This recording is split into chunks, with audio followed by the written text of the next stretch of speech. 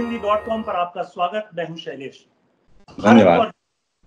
बहुत ही गहरे रिश्ते रहे हैं लंबे समय से, लेकिन आजकल ऐसा लग रहा है कि भारत और नेपाल के बीच दूरी जो है वो बढ़ती जा रही है। खबर आ रही है कि नेपाल ने भारत और नेपाल सीमा पर करीब 500 जो सुरक्षा चौकियां बनाने शुरू कर दी है। ये सब नेपाल और भारत के इतिहास में कभी भी नहीं हुआ। उधर प्रधानमंत्री ओली शिकायत कर रहे हैं कि भारत उनकी सरकार को गिराने की कोशिश कर रहा है। आज इन मुद्दों पर बातचीत करने के लिए हमने आमंत्रित किया है वरिष्ठ पत्रकार दुर्गा सुवेदी जी को। दुर्गा जी, बहुत बहुत स्वागत है आपका हमारे इस प्रोग्राम में। मैं आपको नमस्कार करता हूँ। नमस्कार जी। और मैं दुर्गा जी के बारे में बता दूं कि वो भारत में भी काफी समय तक रह चुके हैं। दिल्ली में, बनारस में, भारत में घूमते रहे हैं। यहाँ भी पत्रकारिता की है। नेपाल के तो वो हैं ही, नेपाल में वरिष्ठ पत्रकार रहे ही हैं। थोड़े समय के लिए उन्होंने नेपाली कांग्रेस को भी ज्वाइन किया था, लेकिन अब फिर से एक तटस्थ पत्रकार के रूप में अपनी सेवाएं दे रहे हैं। तो दुर्गा जी, आप भारत की राजनीति को भी समझते हैं और नेपाल की राजनीति को भी समझते हैं। तो मेरा पहला सवाल जो है वो प्रधानमंत्री ओली की जो शिकायत है कि भारत उनकी सरकार को गिराने की कोशिश कर रहा है, उसके बारे में ही है। मैं जानना चाहूंगा कि क्या सच्चाई है, क्या सचमुच भारत प्रधानमंत्री ओली की सरकार को गिराने की कोशिश कर रहा है? देखिए, सरोकार भारत के पत्रकार लोग जब यहाँ प्रजातंत्र की लड़ाई चल रही थी तो वहाँ के पत्रकार लोगों ने, वहाँ के नेताओं ने नेपाल पर सरोकार रखा है डेमोक्रेसी के लिए। तो वो तो यहाँ जो भी होता है वो चिंता तो लेते ही हैं। उनको वहाँ से जो खबर आता है वो तोड़ मरोड़ कर भी खबर आ सकता है, क्योंकि वो प्रोपेगेंडा है, राजनीति प्रोपेगेंडा करते रहते हैं लोग। फैक्ट यही है कि यहाँ के लोगों में जो सत्ता में उथल पुथल हो जाता है, उथल पुथल करने लगते हैं, तब तो अब लगता है कि अब जनता तो इनको चुनाव करके भेजा है, ये तो जनता को मैंडेट है। और दूसरा कौन आएगा इनको हटाने के? और ये वही मैंडेट ले जाएगा इनको, वही मैंडेट रख दिया, वही मैंडेट उनको नहीं उतार सकता है। ये फालतू बात है। आपने कहा कि ये फालतू बात है, लेकिन उनकी पार्टी में अभी समय शामिल और पूर्व प्रधानमंत्री प्रचंड, वो भी ओली जी पर सीधा निशाना साध रहे हैं और वो कह रहे हैं कि उनकी सरकार असफल है, उनको इस्तीफा दे देना चाहिए। ये तो इनका आंतरिक मामला है, वो लोग अपना पार्टी में तय करें। पार्टी में जो लड़ाई है वो उनको बस के बैठ के तय करना चाहिए। लोगों ने 5 वर्ष के लिए इनको चुनाव में भेजा है, अब ये लड़ाई करके सत्ता को खींचातान करते हैं तो यदि ये तो न्यूज बनेगा ही नहीं। एक इनके बीच में समझौता भी हुआ था जब दोनों पार्टियां, ये दोनों अलग अलग कम्युनिस्ट पार्टियां जब जुड़ी थी, तो एक समझौता हुआ था। ऐसा बताते हैं कि दोनों जो है, ओली जी 2.5 साल के लिए प्रधानमंत्री होंगे और 2.5 साल के लिए फिर प्रचंड जी प्रधानमंत्री होंगे। लेकिन लग रहा है कि वो समझौता जो है वो टूट गया है। उसमें दोनों पर नट गए हैं। ये समझौता लागू नहीं हुआ, लिखित समझौता आपस में दोनों के बीच, पार्टी में नहीं हुआ। दोनों व्यक्ति के बीच में समझौता हुआ था, ये लागू नहीं कर रहे हैं ये लोग। अब अनमन चल रहा है इन लोगों का, क्योंकि इनका केंद्रीय कमेटी में ये लोग बहुमत में उनको निकालना चाहते हैं। वो पार्टी का नियम क्या है, कानून क्या है, वो कम्युनिस्ट पार्टी है, वो लोग जाने। बल्कि अब हम तो डेमोक्रेटिक विचार रखते हैं। जब पार्लियामेंट में पार्लियामेंट ही उसको हटा सकते हैं, और कोई व्यक्ति कहा कि हमको छोड़ दीजिए सत्ता, कैसे होगा ये? तो पार्लियामेंट में अब वो लोग ले जा सकते हैं। बिल्कुल सही कहा आपने। मैं अब सीधा सवाल पर आता हूं कि इधर कुछ दिनों से ये दिखाई दे रहा है कि भारत और नेपाल के बीच सीमा को लेकर विवाद बढ़ रहा है। 2-3 घटनाएं हुई। एक तो काला पानी में नेपाल ने अपना दावा, एक मामला वो है। बिहार की सीमा पर एक बार फायरिंग हो गई, उसमें एक व्यक्ति की मौत हुई। जो इस तरह की घटनाएं भारत नेपाल सीमा पर होती नहीं थी। एक खबर आई बिहार से ही कि एक बांध बन रहा था, उसके 500 मीटर के हिस्से को नेपाल ने बनने से रोक दिया है। बिहार वाले कह रहे हैं कि इससे हमारे यहाँ बाढ़ आ जाएगी। तो ये जो विवाद है, और सब लोग ये कह रहे हैं कि इसके पीछे चीन है जो ये भड़का रहा है नेपाल को, कितनी सच्चाई है? देखिए, हम दोनों देश के लंबे रिश्ते हैं। हम वो जनता के बीच में जो रिश्ता है, वो सत्ता के बीच की लड़ाई से जनता का रिश्ता बदलता नहीं है ना। इसीलिए तो ये जो सीमा में जो विवाद है बैठ के हल करना चाहिए ना। प्रोपेगेंडा करने से, उत्तेजित करने से थोड़ी समाधान होगा। काला पानी के बारे में जो अभी नक्शा, भारत ने नक्शा जारी किया, तब नेपाल ने नक्शा जारी किया है। ये तो काउंटर है ना। इसको भी जब जब विवाद है तो बैठ के सुलझाना चाहिए। इसको प्रोपेगेंडा करके अपना हम ये राष्ट्रवादी हैं, वो राष्ट्रवादी नहीं है, ऐसा करना बहुत गलत बात है। तो ये ऐसा क्यों हो रहा है कि जो भारत और नेपाल के संबंध हैं वो लगातार ऐसा लग रहा है कि जो पहले एक संबंध था वैसा नहीं रह रहा है और एक विवाद की स्थिति है। मैं इस पे यहाँ पे ये कहना चाहूंगा कि इस समय भारत में एक हिंदूवादी सरकार है और नेपाल में एक कम्युनिस्ट सरकार है। तो क्या ये भी कारण हो सकता है कि उनके जो विवाद हैं वो बैठ के हल नहीं हो रहे हैं और विवाद जो है बढ़ता जा रहा है? अब ये लोग बैठे नहीं अभी तक तो हल करने के लिए। यहाँ प्रोपेगेंडा से थोड़ी होता है, अखबारबाजी से, प्रचार से, भाषण से नहीं होना। दोनों देश के बीच में विवाद है तो बैठना चाहिए। अभी तक बैठे नहीं है दोनों। तो ऐसा क्यों भारत की सरकार भारत ने जो अभी नक्शा जारी किया है उस पर बैठ के सफल करना चाहिए। हम नेपाल ने भी नक्शा जारी किया, सही बात है, अपना अपना सीमाना निर्धारण करने का हक है सबको। बल्कि जब विवाद होता है सीमाना में तो बैठ के बात करना चाहिए, हल हो जाएगा। बिल्कुल सही कहा है कि बैठकर बात करनी चाहिए, हल हो जाएगा। लेकिन जो अभी हम देख रहे हैं कि वो बातचीत में नहीं हो रही है। जब पहले भारत के प्रधानमंत्री नरेंद्र मोदी जी वहां गए थे तो एक बड़ा उत्साह, और उसके बाद उत्साह खत्म हो गया है। जो आरएसएस है नेपाल को एक हिंदू राष्ट्र की तरह देखता है और ये भी तो कोई कारण नहीं है कि विवाद हल नहीं हो रहा, बातचीत नहीं हो रही है। नेपाली जनता को निर्णय करना चाहिए हिंदू राष्ट्र है या नहीं। एक बार संविधान में आ गया है, अब उसको प्लेबिसाइड कर सकते हैं। अगर विवाद है हिंदू राष्ट्र के बारे में विवाद कर सकते, दूसरा कंट्री भारत इसमें कुछ नहीं कर सकता। भारत क्या करेगा इसमें? अब यहाँ का मामला है, ये राजतंत्र गया, यहीं के लोगों, यहीं के नेताओं ने किया। अब हिंदू धर्म को धर्मनिरपेक्ष कर दिया, यहीं के लोग नेताओं ने किया। और जनता को निर्णय करना चाहिए। भारत में इसमें क्या इंटरेस्ट लेगा भारत? हमको तो नहीं लगता कि ऐसा कोई होगा। और यहाँ लोग एलिगेशन कर सकते हैं क्योंकि ये तो पॉलिटिकल स्टंट कर सकते हैं लोग कि ऐसा है करके, बल्कि अब हमें ऐसा लगता है कि यहाँ जो विवाद है वो विवाद को सुलटाने के लिए अभी जो भारत सरकार ने हमको ये किया वो किया करके वातावरण बिगाड़ रहे हैं ना। बैठने का वातावरण नहीं बन रहा है ना, वो तो नहीं बोलना चाहिए ना। दूसरे कंटेंट के सत्ताधारी हमको गिरा रहे हैं ऐसे बोल के, फिर वहां कैसी वार्ता में बैठेंगे ये लोग? बिगाड़ रहे हैं ये लोग। तो कौन बिगाड़ रहा है? भारत की तरफ से बिगाड़ रहे हैं या नेपाल की तरफ से बिगाड़ रहे हैं? नेपाल के नेता बिगाड़ रहे हैं? आंतरिक क्या बात है, नहीं प्रोपेगेंडा जो बाहर आ रहा है, बात करने के लिए बारंबार नेपाल ने पत्राचार किया है, ये बोल रहे हैं, अभी प्रेस में आ रहा है।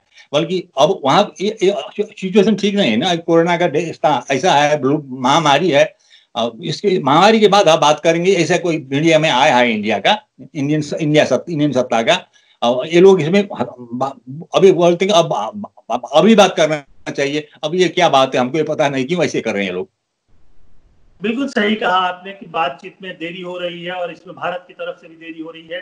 नेपाल तो बार बार चिट्ठी लिख रहा है और समस्या का समाधान इसी से होगा। लेकिन मैं एक और सवाल की तरफ आपका ध्यान खींचना चाहता हूं और वो ये है कि कुछ समय से ऐसा लग रहा है कि भारत जो पारंपरिक उसके दोस्त थे नेपाल में, जैसे कि नेपाली कांग्रेस, उससे धीरे धीरे दूर होता गया। और भारत ने के जो कई नेता हैं, बहुत 2005 से ही जो शुरुआत हुई उसके बाद जो है भारत जो है करीब करीब कम्युनिस्ट पार्टियों के साथ में गया। ऐसा भी कहते हैं कि एक समय तक समर्थन भी करता रहा। तो क्या कारण दिखता है आपको कि भारतीय नेतृत्व जो है नेपाली कांग्रेस जैसे पुराने दोस्त से अलग होकर के अपने आप को कम्युनिस्टों के साथ में जोड़ने की कोशिश की? अब ये सैद्धांतिक बात है। देखिए, यहाँ एक ये लोग कम्युनिस्ट पार्टी के लोग हैं, वहाँ आपके यहाँ डेमोक्रेटिक गवर्नमेंट है और अंदरूनी क्या चल रहा है तो प्रोपेगेंडा ही हम देख रहे हैं ना। अंदरूनी क्या चल रहा है, कोई क्यों विश्वास करे? भारत ऐसे, भारत के हम भी भारत में एसाइलम रहे, ये लोग, ये नेता भी एसाइलम थे भारत में, तब तो वो सुरक्षित थे वहां। और यहाँ डेमोक्रेटिक तरीके से लोग, कम्युनिस्ट लोग सत्ता में आ गए हैं, अब इनको संभलना चाहिए। इस तरीके से पड़ोसी देश को करके एलिगेशन करके सत्ता नहीं चल सकता है ना। ये तो बहुत गलत बात है।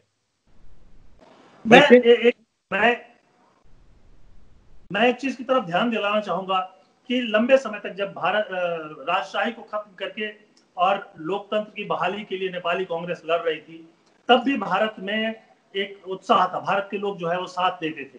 और जैसे एक उदाहरण मैं दूंगा कि 1975 में जब इमरजेंसी लगी तो मैं भी जेल में था, और उसी जेल में पूर्व प्रधानमंत्री सुशील कोइराला और एक और बड़े नेता चक्रवास्तोला जी थे। तो करीब करीब पौने 2 साल तक मैं रोज उनसे मिलता था, अलग अलग वार्ड में थे, लेकिन हमारी रोज मुलाकात होती थी, सुशील जी से भी, चक्रवास्तोला जी से भी। अब दोनों नहीं है इस दुनिया में, लेकिन मैं देखता था, उनसे बातचीत करके भी लगता था कि एक आत्मीय संबंध है। और वो आत्मीयता जो है, क्या उसमें कुछ कमी आ रही है? क्या ऐसा लग रहा है कि जो डिस्टेंस बना है? हाँ देखिए, सिचुएशन जो दोनों तरफ मैं अब देखिए, ओली जी का आना भी बहुत लंबे समय के बाद, रेमंड ओली एक हिंदू राष्ट्रवाद को लेकर सत्ता में आ गए हैं। नेपाल में कम्युनिस्ट, संसार में कहीं कम्युनिस्ट पार्टी का सत्ता नहीं, नेपाल में कम्युनिस्ट पार्टी सत्ता में आ गया।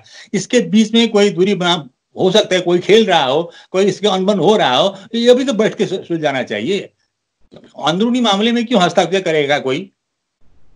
लेकिन एक सवाल भारत में बहुत ज्यादा इस पर चर्चा होती है कि चीन जो है नेपाल को आर्थिक रूप से बहुत सहयोग कर रहा है। नेपाल और चीन के बीच वो जो वन बॉर्डर वन रोड वाला एक वो प्रोग्राम भी चल रहा है, और ये कहते हैं कि चीन ने इतनी आर्थिक मदद दी है या देने का वादा किया है कि वो जो है, जो सरकार है, उसको भारत के खिलाफ जाने के लिए उकसा रहा है, भड़का रहा है और पूरी ताकत लगा रहा है, क्योंकि अभी तो चीन और भारत के बीच में सीमा विवाद बहुत जबरदस्त रूप से शुरू हो गया है। अब देखिए, हम तटस्थ कंट्री हैं, हमको दोनों तरफ से संबंध अच्छा रखना चाहिए। चाइना से हमको सहयोग मिलता है तो वहां से ही लेना चाहिए, भारत से मिलता है वहां भी लेना चाहिए, अमेरिका से मिलता है वो भी लेना चाहिए। हमारे विकास के लिए जो सहयोग करते हैं उसको लेना चाहिए, बल्कि हम शर्त पर नहीं, निशर्त लेना चाहिए। हमारा यही विचार है। इसलिए अब प्रोपेगेंडा तो चलता है, कम्युनिस्ट खेमे में चला गया नेपाल, अभी कम्युनिस्ट पार्टी सत्ता चला गया, ये तो वक्त ही बताएगा ना चला गया नहीं, ये तो प्रोपेगेंडा है ना। इस प्रोपेगेंडे में जनता को उत्तेजित करके कोई फायदा नहीं होने वाला है। जनता ने उनको सत्ता दे दिया है कम्युनिस्ट पार्टी के लोगों को, अब वो अपने को कम्युनिस्ट बोलते हैं, बल्कि बहुदलीय व्यवस्था में आ गए हैं, उनको बहुत मिला है, इसको मान के चलना चाहिए भारत को भी। लेकिन यहाँ पर यही एक मुद्दा और यहाँ पर चर्चा होती है कि चूंकि चीन भी कम्युनिस्ट है, नेपाल में भी इस समय कम्युनिस्ट सरकार है, और दूसरी तरफ भारत में बिल्कुल धुर हिंदूवादी सरकार आ गई है, तो इसके चलते भी जो है भारत नेपाल के संबंध जो है वो उसमें थोड़ी खटास आ रही है। अब लोग ऐसे बोल रहे, ऐसे लेख भी रहे हैं, बहस भी कर रहे हैं, ये बहस होना चाहिए। ये बहस से क्यों डरना है? अगर ये बात आया, समाज में चर्चा में आया और जर्नलिस्ट लोग चर्चा करें, अच्छा बात है कि लगना चाहिए नहीं लगना चाहिए, और तटस्थ रहना चाहिए नहीं रहना चाहिए, इसमें बहस हो सकता है। नेपाल भी डेमोक्रेटिक कंट्री, इंडिया भी डेमोक्रेटिक कंट्री है, चर्चा तो होगी, बल्कि निर्णय नहीं ले सकते है ना। नेपाल को चाइना की तरफ चला गया या चाइना का भारत की तरफ चला गया, ये निर्णय तो यहाँ के जनता लोग को करना है ना, यहाँ के सत्ताधारी को करना है कि हम नेपाल को विकास कैसे कर सकते हैं। भारत को नहीं एंटोगनाइज करके नहीं कर सकते हैं, चीन को नहीं कर सकते हैं, हमको तो तटस्थ रहना है, और ये दिमाग में रहना चाहिए कि हम तटस्थ कंट्री के राजनेता हैं, तो सब ठीक हो जाएगा। फोन की तरफ आपका हाथ चला गया है, कृपया हाथ को हटा लें। हाँ ठीक है। और मैं ये एक आखिरी सवाल आपसे पूछूंगा, और वो सवाल ये है कि जिस तरह से दूरी बढ़ रही है उसके पीछे क्या, ये जो लॉकडाउन हुआ था नेपाल में, कहते हैं कि भारत की तरफ से, जो भारत की सरकार है उसने भी उसमें मदद की थी, जो मधेसी लोगों ने लॉकडाउन किया था, और 2-3 महीनों तक नेपाल की स्थिति बहुत खराब रही, पेट्रोल वगैरह का संकट भी रहा। उसके चलते भी नेपाल को अब लगता है कि चीन का रास्ता खोल के रखना होगा, ताकि अगर भारत की तरफ से संकट आए, क्योंकि वो लैंडलॉक कंट्री है, तो संकट आए तो वो अपना रास्ता जो है दूसरी तरफ से खोल सके। देखिए, ब्लॉकेड होने के बाद भारत ने ब्लॉकेड किया है, नेपाल के लोगों को बहुत दुख दिया है, ये तो आपको पता है। ब्लॉकेड हुआ था ना, ट्रेड एंड ट्रांजिट को लेकर ब्लॉकेड हुआ था ना नेपाल में, भारत ने ब्लॉकेड किया था, तो लोगों को बहुत दुख हुआ है। उसको अब भारत को रियलाइज कर, ये फिर सोच रहे हैं यहाँ के लोगों की कहीं ब्लॉक नहीं कर दे, हमको तो दुख नहीं दे, इसलिए चाइना के साथ नजदीक जाना होगा। ये भी एक मत है यहाँ नेपाल में।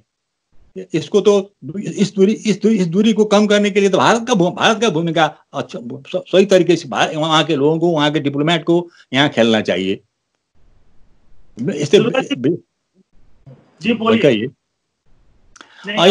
इसलिए अब यहाँ के लोग जैसे सुस्ता एक पुराना यहाँ विवाद, आज का विवाद नहीं है, 50-60 वर्ष के विवाद है सीमाना में विवाद होता ही रहता है, बात करते ही रहते हैं। इसको तो बैठ के सुलझाना चाहिए, नक्शा तय करना चाहिए, नक्शा बनाना चाहिए, दोनों मिलकर नक्शा बनता है। जब कोई आपके घर के सीमा में जब झगड़ा होता है तो दोनों पक्ष बैठ के नक्शा सुधार कर सकते हैं। तो वहां उस तरफ न जाकर एलिगेशन करना बहुत गलत बात है। दुर्गा जी, बहुत अच्छी बातचीत, बहुत महत्वपूर्ण बातें आपने बताई, आपको बहुत बहुत धन्यवाद। अभी हम बात कर रहे थे नेपाल के वरिष्ठ पत्रकार दुर्गा सुवेदी से, जो ये बता रहे थे कि तमाम मीडिया में जो आरोप प्रत्यारोप चल रहा है, एक तरफ प्रधानमंत्री ओली, नेपाल के प्रधानमंत्री ओली ये कह रहे हैं कि भारत उनकी सरकार को गिराने की कोशिश कर रहा है, दूसरी तरफ उनकी ही पार्टी के उनके सहयोगी और पूर्व प्रधानमंत्री प्रचंड जो है वो आरोप लगा रहे हैं कि ओली की सरकार असफल हो गई है। सीमा पर जो विवाद है, काला पानी को लेकर विवाद है, बिहार में एक बांध को लेकर विवाद है, इन सारे मुद्दों पर उन्होंने अपनी स्पष्ट राय रखी है और एक बात सच कहा है कि ये सारी समस्याएं जो है इनका हल भारत और नेपाल के बीच बातचीत के जरिए ही हल हो सकता है। दुर्गा जी, बहुत बहुत धन्यवाद आपका इस प्रोग्राम में शामिल होने के लिए। नमस्कार। धन्यवाद सर, बहुत दिन के बाद आपसे मुलाकात हुई। हम भी आपके साथ ही रहे इंडिया में पत्रकारिता में, हमको बहुत खुशी लगी है। धन्यवाद जी, बहुत बहुत धन्यवाद। तो दोस्तों, आज के प्रोग्राम में बस हम इतना ही आपके सामने रखेंगे, लेकिन हमारा ये कहना है कि आप YouTube पर, फेसबुक पर और जो ट्विटर है या दूसरे सोशल मीडिया है उस पर हमसे जुड़े रहिए। आपका जुड़ना जो है हमारी ताकत है। आज के लिए बस इतना ही। बहुत बहुत धन्यवाद। नमस्कार। नमस्कार। सत्य हिंदी के और वीडियोस को देखने के लिए हमारे YouTube चैनल को सब्सक्राइब करें और सीधे नोटिफिकेशन पाने के लिए बेल आइकन दबाएं।